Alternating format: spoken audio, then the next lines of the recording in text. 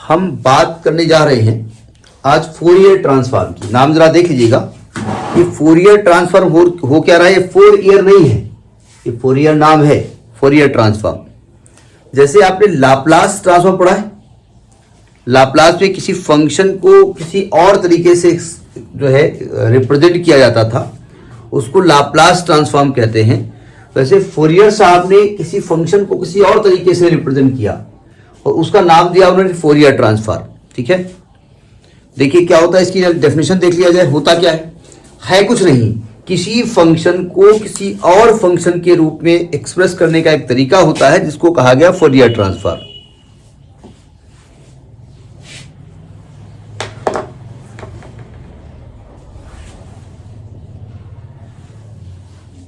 Hello,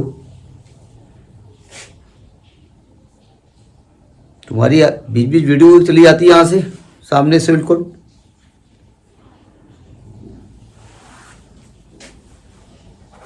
ठीक है, तो फोरियर ने कहा, देखिए ध्यान से, उन्होंने कहा let F X be a function. F X एक फंक्शन है defined on real number. Defined on real number, defined on real number का मतलब जो उसका डोमेन है वो रियल नंबर है। यानी हम ये भी कह सकते हैं, रियल नंबर का मतलब ये कहना चाहते हैं कि माइनस इंफिनिटी से प्लस इंफिनिटी के बीच में।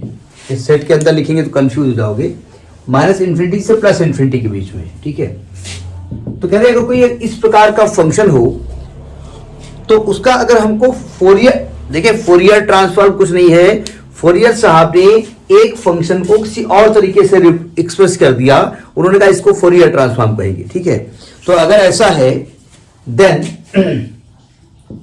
द फोरियर ट्रांसफॉर्म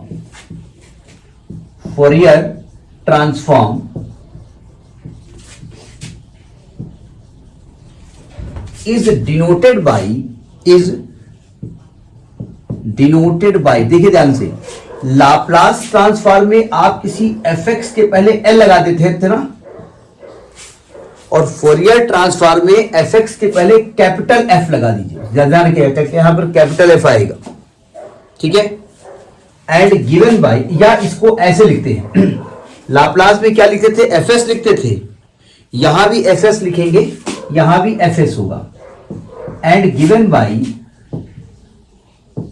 ये स्मॉल एफ एक्स है, इस फंक्शन का ये फोरियर ट्रांसफॉर्म है, तो इसको हम ऐसे लिखेंगे कैपिटल एफ, और इस एफ एक्स का फोरियर ट्रांसफॉर्म करना है जिसको कि हम एफ एस से लिखते हैं। इसकी वैल्यू उन्होंने कही एक इंटीग्रल होता है, लाप्लास में भी इंटीग्रल था, एक इंटीग्रल होता है, क्या होता है, F X E to power I S x D X, बस ये। और इसका जो इंटीग्रल होगा वो माइनस इंफिनिटी से प्लस इंफिनिटी होगा, minus infinity to plus infinity, ये फोरियर ट्रांसफॉर्म होता है। ठीक है, एस यहां पर जो है, S is a parameter, S is a parameter. Parameter का मतलब होता है कि जो आपका फंक्शन होगा वो एस के टर्म में आएगा और उस फंक्शन के रूप स्वरूप को एस डिफाइन करेगा। तो यहां एस जो है वो है इज अ पैरामीटर, एस एक पैरामीटर है और एस ग्रेटर देन 0, बस ये होगा, काम करो। ठीक है, इसको कहते हैं फोरियर ट्रांसफॉर्म।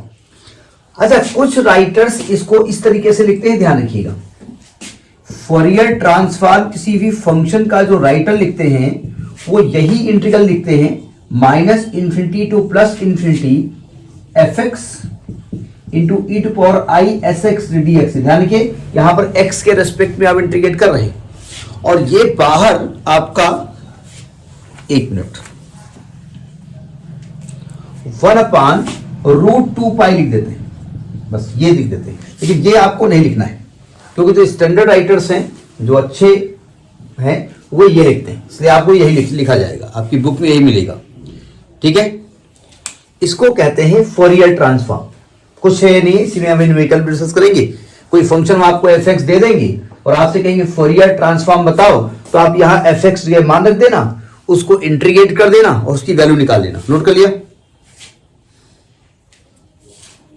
अब जरा समझिएगा, ये और अब कर रहा है, इसको आपको कल अपनी जानकारी के लिए करना है कहीं लिखा हो तो कंफ्यूज ना होइएगा, ठीक है। देखिए ध्यान से, इसको हम रब कर रहे हैं फिलहाल। अब जरा समझिएगा, अगर हम आपसे कहें कि आप fx निकालो, यहां से fx निकालो आप, यानी fs दे दें आपको और fx दे दें, तो उसको कहते हैं इनवर्स फोरियर ट्रांसफॉर्म। उसको कहा जाएगा inverse Fourier transform, inverse Fourier transform. तो इनवर्स फोरियर ट्रांसफॉर्म की डेफिनेशन लीजिएगा, हम थोड़ा थ्योरी लिख रहे हैं। इफ, देखिए, इफ fx का फोरियर ट्रांसफॉर्म fs है, ठीक है, अगर fx का फोरियर ट्रांसफॉर्म fx है, then inverse Fourier transform, inverse Fourier transform किसका होगा? fs का होगा, क्योंकि f कैपिटल F उधर जाएगा तो f इनवर्स हो जाएगा। आपका लाप्लास ट्रांसफॉर्म का जब कैपिटल L उधर जाता था तो L इनवर्स हो जाता था, उसी प्रकार से यहां पर कैपिटल F उधर जाएगा तो उधर F इनवर्स हो जाएगा। तो fs को हम कहते हैं इस ये आपको fx देगा और इसकी होगी f इनवर्स fs, ठीक है।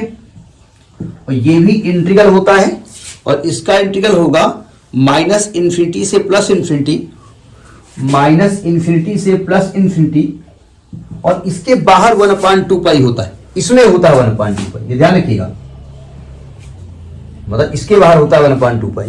ई to power f s, e to power minus i S x d s, यहां पर एस के रेस्पेक्ट में इंटीग्रेट करते हैं, यानी एस के टर्म में आने वाला है, ठीक है, सॉरी एक्स के टर्म में आने वाला है, क्योंकि एस के रेस्पेक्ट में इंटीग्रेट करोगे तो एस की जब लिमिट रख दोगे तो एस गायब हो जाएगा यहां पर। इसको हम कहते हैं इनवर्स फोरियर ट्रांसफॉर्म, ठीक है। और कुछ राइटर इसमें, ये नोट कर लिया पहले आपने, कुछ राइटर इसमें भी बाहर रूट लगाते हैं, यहां पर आपको रूट नहीं लगाना है, ध्यान रखिए किसी में, क्योंकि इसमें 1/2 पाई होता है, यहां 1/2 पाई भी नहीं होता है। इसे कहते हैं फोरियर ट्रांसफॉर्म, ठीक है। अब हम एक फंक्शन लेके चल रहे हैं और उसका इनवर्स, सॉरी, उसका फोरियर ट्रांसफॉर्म निकालने जा रहे हैं। हम बता रहे फोरियर ट्रांसफॉर्म कुछ भी नहीं है, एक फंक्शन fx दिया हुआ है, उन्होंने कहा इस फंक्शन को किसी और फंक्शन के रूप में अगर हम ब्रेक करना चाहें तो उन्होंने कहा इस तरीके से हम उस फंक्शन को x के रेस्पेक्ट में इंटीग्रेट कर देंगे, e to power I S x से मल्टीप्लाई कर देंगे।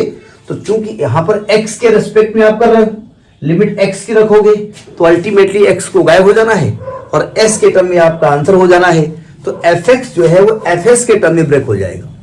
इसको कहा गया इनवर्स, ठीक है, सॉरी फोरियर ट्रांसफॉर्म। जरा समझिएगा, यहां पर i आया हुआ है ना, और i को कहते हैं आयोटा, सुना है कभी आपने, यानी √-1, और जहां पर √-1 होता है वो नंबर कॉम्प्लेक्स नंबर हो जाता है ना, इसीलिए इसको कॉम्प्लेक्स फोरियर ट्रांसफॉर्म भी कहते हैं। हमने जानबूझ के पहले उसका नाम नहीं लिखा था, इसको हम कॉम्प्लेक्स फोरियर ट्रांसफॉर्म भी कहते हैं, ये ध्यान रखिएगा।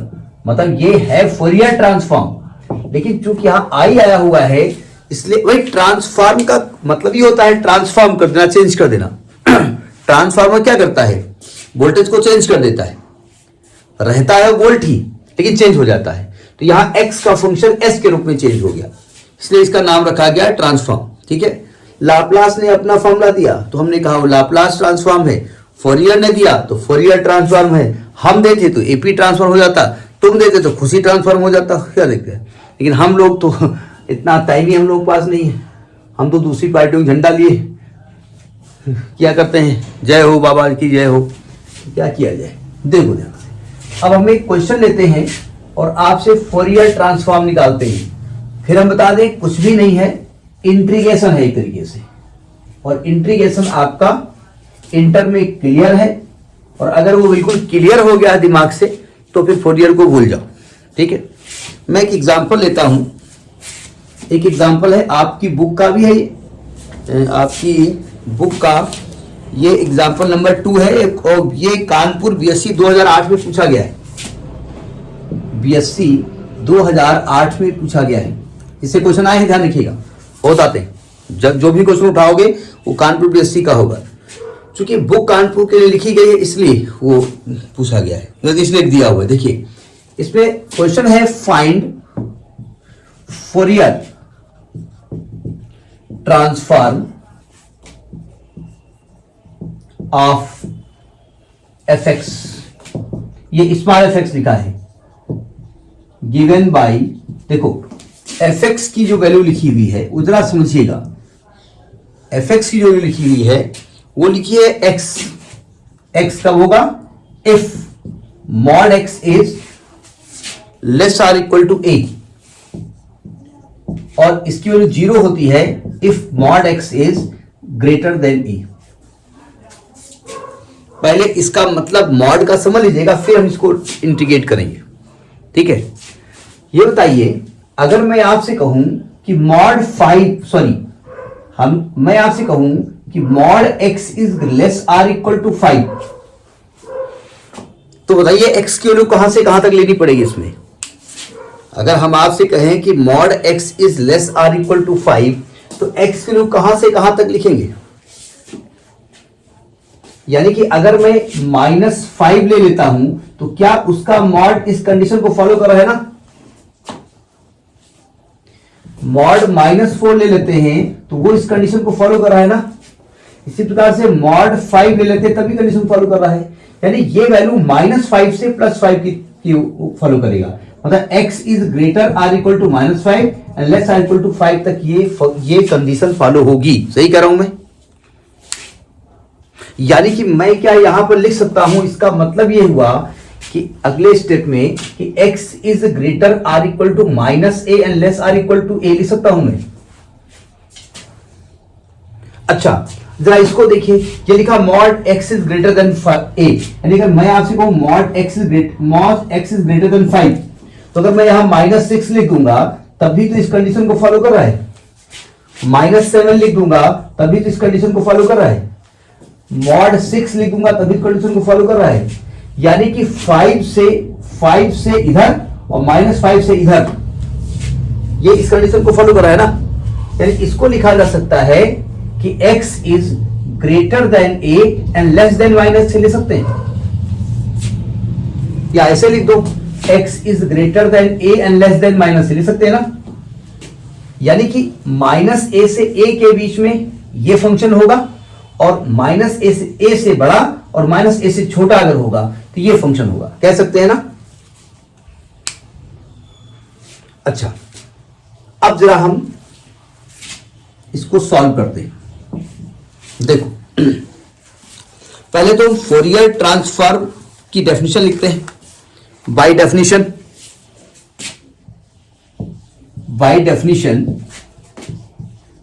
फोरियर ट्रांसफॉर्म ऑफ एफएक्स, ये तो मैंने केवल मॉड समझाने के लिए किया है। एफएक्स इज गिवन बाय,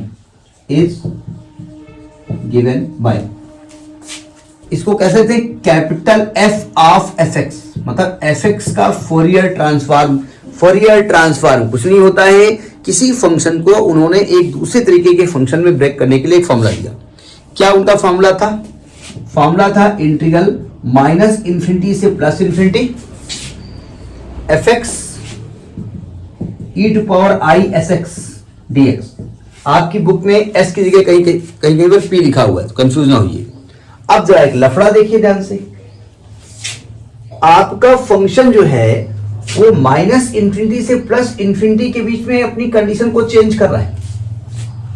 देखो ध्यान से, यानी कि -a से लेकर के +a के बीच में कुछ वैल्यू है, -a से छोटा और +a से बड़े में फंक्शन चेंज है? नहीं चेंज है। तो आप डायरेक्ट -∞ से लेकर के +∞ के बीच में इसको इंटीग्रेट नहीं कर सकते, क्योंकि फंक्शन अपनी वैल्यू को चेंज कर रहा है। तो हम क्या करेंगे, -∞ से -a अलग करेंगे, -a से a अलग करेंगे और a से ∞ अलग करेंगे। आपको याद होगा इंटर में आपने पढ़ा था कि अगर किसी इंटीग्रल को a से b के बीच में करना है और बीच में एक c नंबर ले लो तो a टू c और c टू b अलग अलग इंटीग्रेट कर सकते हैं। यानी इसको लिखा जा सकता है माइनस इंफिनिटी से minus a fx e to power i sx dx plus minus a से a fx e to power i sx dx plus a से infinity fx e to power i sx dx। समझने वाली है। देखिए इस concept में ज्यादा दम नहीं है, थोड़ा इसके लिखने की जो तरीका है वो थोड़ा सा देखना पड़ेगा और कुछ नहीं है। हो गया?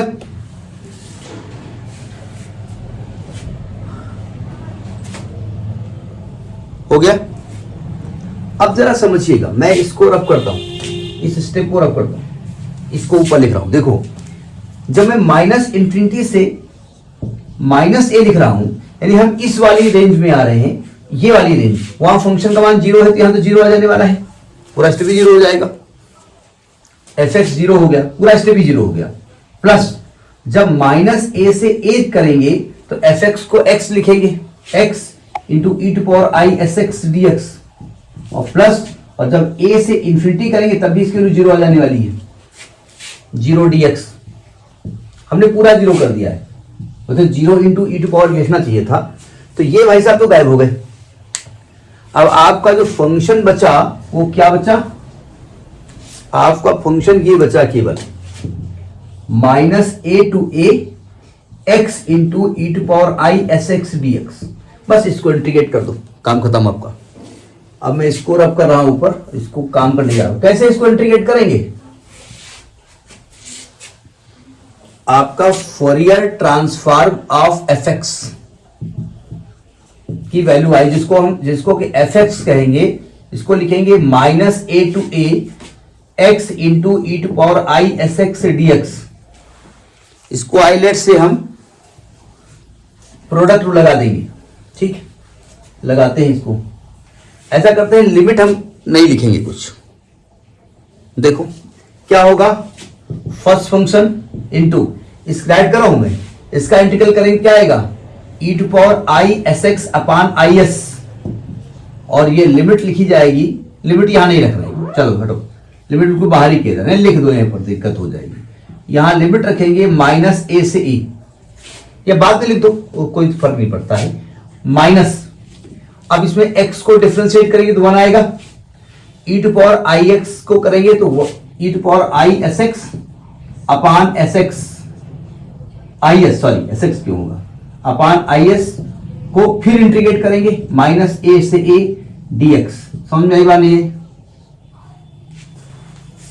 एक बार हमने इंटीग्रेट कर दिया है, तो दोबारा इसको इंटीग्रेट करो, तो अभी लिमिट रख दीजिए। अब यहां ए रखोगे तो आएगा a e to power I S a upon I s minus a e to power minus i S a upon I s. ये मैंने इसमें लिमिट रख दी उठा करके, माइनस, यहां पे देखिए, इसको दोबारा डिफरेंशिएट इंटीग्रेट करो तो 1 upon i square s square e to power I S x, limit minus a से ई। यहां देखिए जरा ध्यान से, समझ में बात आ रही है ना? इसमें देखिए 1 अपान आई एस बाहर कर दो, यहां से ए कॉमन ले लो, तो यहां क्या बचेगा, e to power I S a minus minus plus e to power minus i S a. देखो आई स्क्वायर की वैल्यू -1 होती है, तो ये प्लस हो जाएगा, प्लस 1 अपान एस स्क्वायर, इसमें लिमिट रखो उठा करके, e to power I S a minus e to power minus i S a. ठीक है,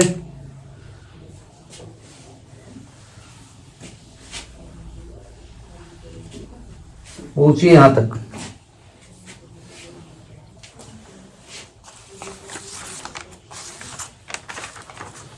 कुछ इसमें दिख रहा है आपको? इसमें कुछ दिख रहा है आपको? देखिए यहां पर ए अपान आई एस लिखा रहने दो, इसको क्या लिख सकते हैं आप? कुछ दिख रहा है आपको? ये आपको याद हो तो आइलर्स फंक्शन बताया गया था आपको, नहीं याद है? चलिए इसको नोट रखिएगा। आपने आइलर पढ़ा था e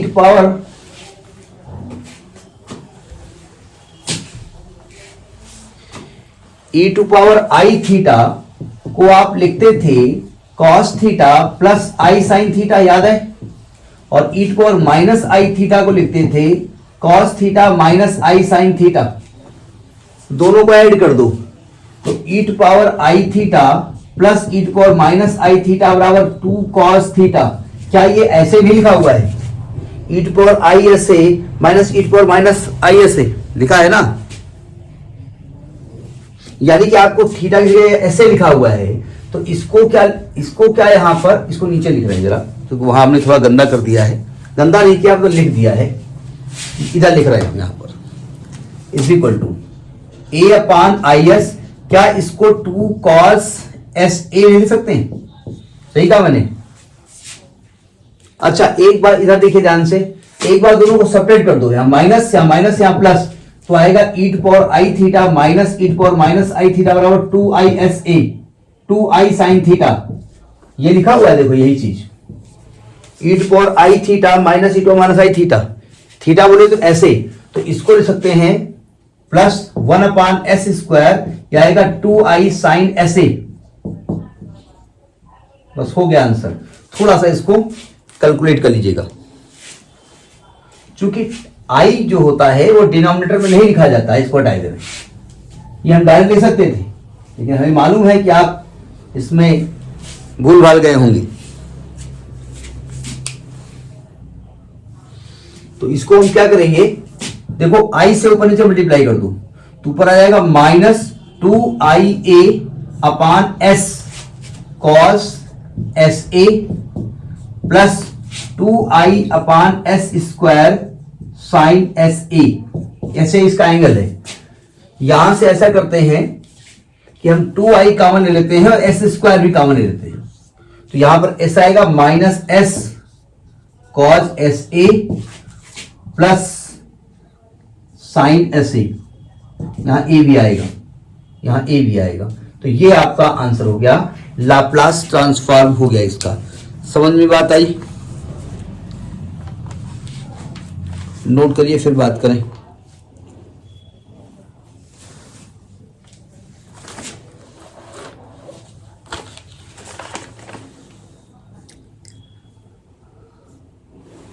तो ये आपका पहला क्वेश्चन हो गया, फोरियर ट्रांसफॉर्म क्या होता है, इसको जरा नोट करिए।